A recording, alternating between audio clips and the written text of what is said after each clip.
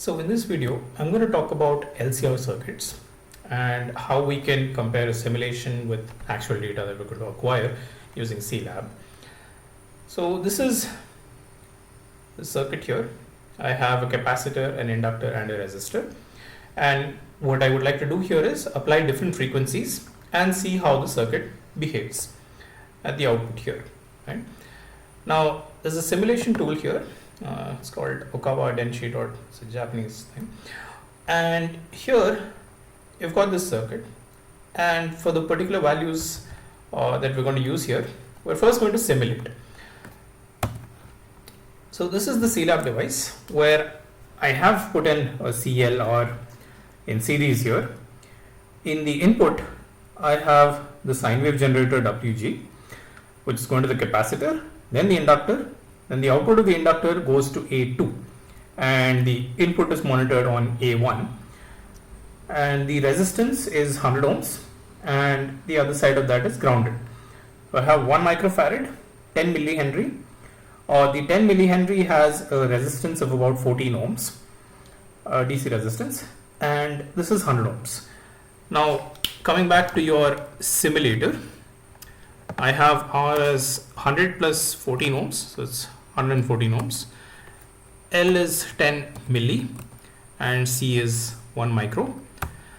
So when you run this simulator here, it will give you these results. For example, F0, the center pass frequency, is 1591 hertz. The Q factor is about 0.87, and several other things, like for example, what is the frequency analysis, the Border diagram, or the phase shift, etc. So now we need to come to our software and see how this experiment can be performed using SEELab. So this is the software. I've got my oscilloscope running right now. Now one thing you have to be careful here is that the sine wave generator can only supply about 20-30 milliamperes. So if you're going to use the maximum 3 volt amplitude, you'll see a distortion around the resonance when the current consumption goes really high. So what's this? Around resonance 1500. Look at this, it's distorted, right? So what you should do is just drop the amplitude to about 1 volts. Now it looks nicer as compared to 3 volts. Now under the electrical menu, you're going to find LCR series resonance. This is just a modified form of the frequency responsive filter circuit, but it's adapted better to LCR. So when you pick this, it has automatically done a few things. It has set the sine wave amplitude to 1 volts, and here the input channel equations, you can put some mathematical equation here. So I've used A1 minus A2. So why A1 minus A2? Because I want to study the voltage across the LC.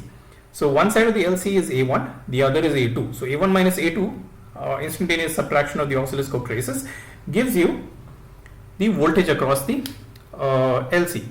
And of course A2 minus ground is the voltage across the R. And since R is known at 100 ohms, you can simply divide A2 by 100 to get the current in the circuit. Let's not divide it, it's implied. So we have these two things here. Now here you have the sine waves output. I can just drag this and see how this behaves for different frequencies. Okay. Now you can see that the A2, the current, is small at higher frequencies. It gets larger at about 1500, the predicted value. It's a little larger, then it starts getting small again. But we have to quantify this, right? We have to get the frequency response curve. So the start frequency, 30 hertz seems okay. We know that the prediction is 1590 or 1600 hertz, but let's go all the way to the maximum of the waveform generator and get, okay, initially let's get only 50 data points. This is the settling delay. So when you set a waveform, it does not immediately settle. So give it 100 milliseconds of delay, and after each new frequency that's been set. So let's just start this. So initially there's a 1 second for it to stabilize. Okay. So now we're looking at amplitude of A1 minus A2, which is the voltage across the LC. Let's look at the voltage across the resistor, which is amplitude A2. So if you just select this, see, this has become amplitude A2. So when you run this again, this is now looking at the current. And a few things become immediately clear from this. There is a resonance peak as predicted by the simulation. If I just zoom in, so just place your cursor on the axis, not here, where you want to zoom. If I zoom in, I get the frequency here is about 1620. That's because I don't have enough data points here. But now that this is verified, I can take more data points.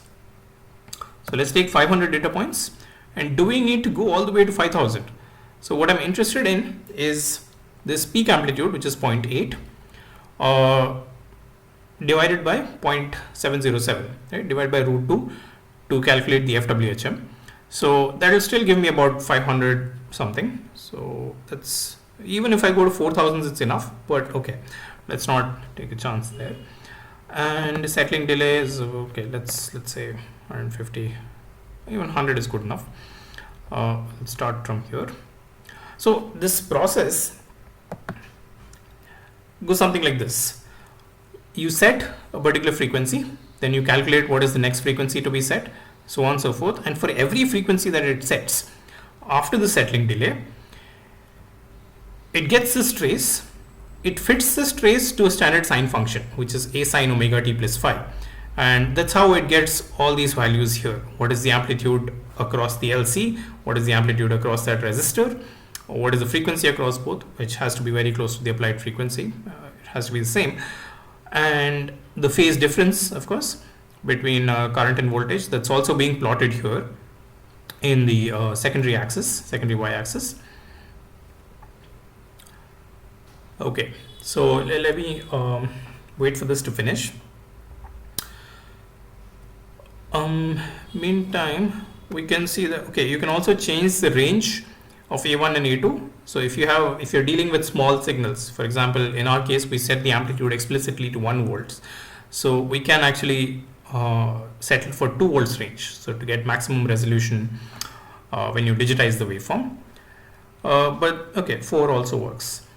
But if I try to drop this even further, let's say the 80 millivolt range, I'm going to, of course, pick the 0.5 volt range for both A1 and A2.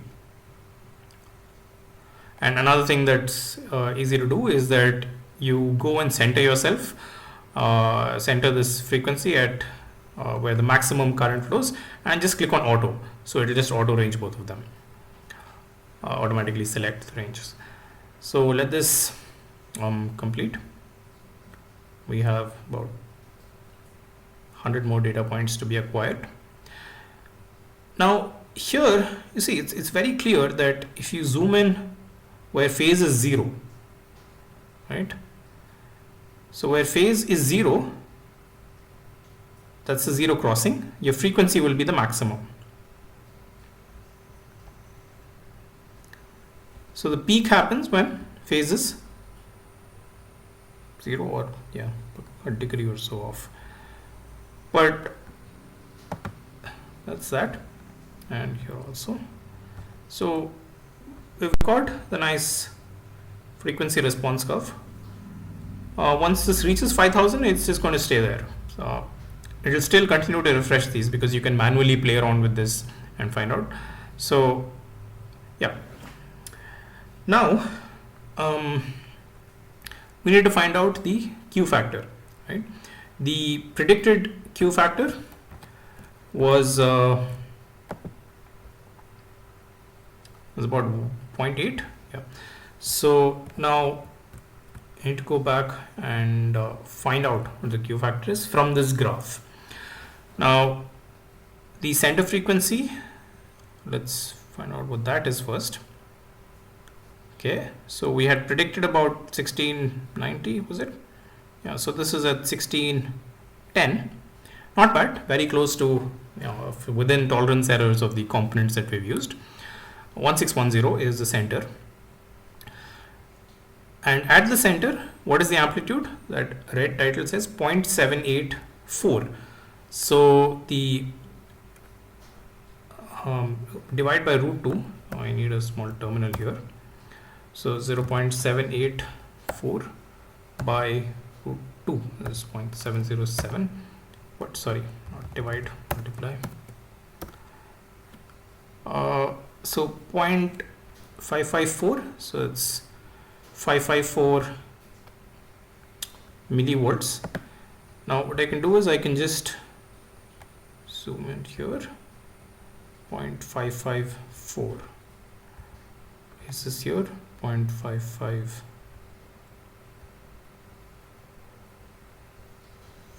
there. So as I'm zooming in, I get these 2 points very nicely here. So here I've got about 835 and this is about 2900, and so 2900 minus 835, that's your delta F, and F is what did we get? 1590 or 1600, I think 1600 by 2900, that's delta F. So 0.77, it should be 0.87. We have several other errors such as parasitic, capacitances, etc., but it's fairly in the ballpark region. And we can also take the geometric mean of these two. So that's to check the center frequency. So np dot square root of 2900, so f1 into f2, right, into 835. Wait, what? Sorry. Yeah, 1590. Fair enough. So mathematically, we're at least in the ballpark region with this simple experiment. Now, what else is the simulation telling us? So first of all, we got the center frequency 1591, very close to that. We got this. We got the phase diagram. This Nyquist diagram. Okay, they also have transient analysis. It's not a big transient, but it's still something that we can actually check using the transient response experiment.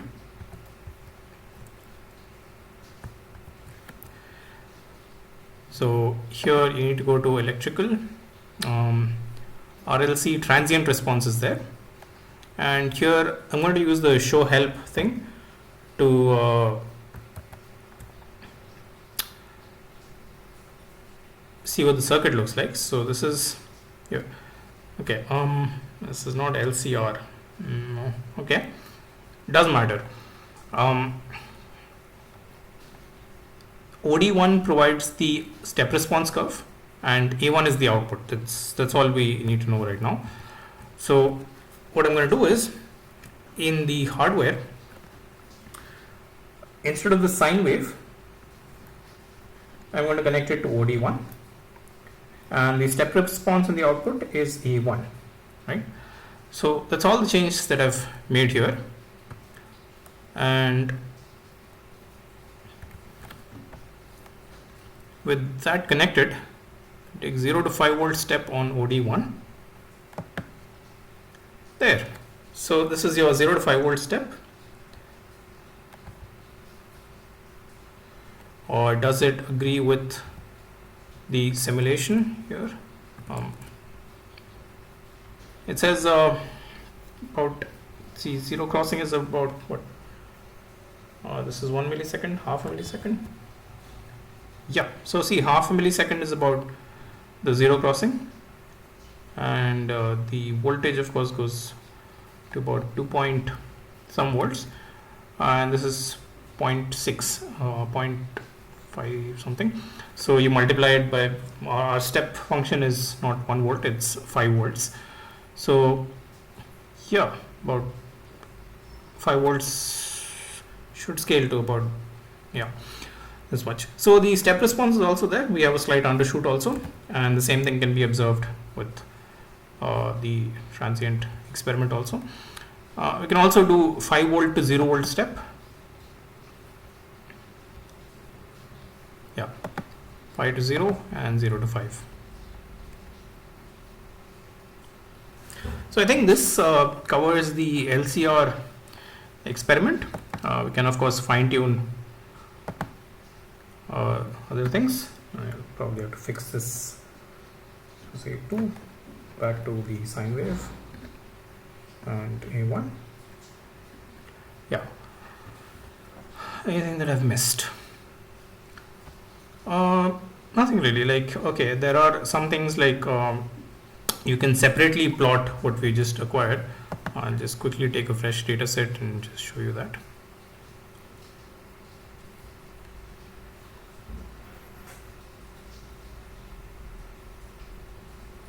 Okay, so it's just a rough data set to show what is capable of up to 3000. Done. Now you can say plot 1, which gives you a matplotlib view of this thing. So if you're looking to publish data, etc., this is more publication quality data right here. But of course, you can also right click on this graph and export this as CSV, as SVG, a whole bunch of things. So it depends on, personally, I like to export this as an SVG and then go to Inkscape, where I can individually edit the curve thickness, the intensities, the colors, etc., to make it publication quality. There's also data to an IPython Jupyter notebook or embedded IPython console. So here it says access the raw variables x, y, y2. So x is the frequency, y is what we were looking at here. It was, I think, amplitude. Oh, it was the amplitude ratio. Oh. So that's that, and y2 is the phase shifts. So these raw data points are here if you want to just play around with them, plot them, etc., etc.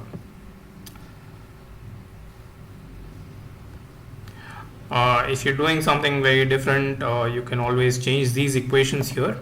So for example, if I want the dark green trace here to be the current waveform itself in milliampere units, I could just divide this A2 by 100 ohms, right? So that will be in ampere units. So I should do 1000 into A2 to get it in milliampere units.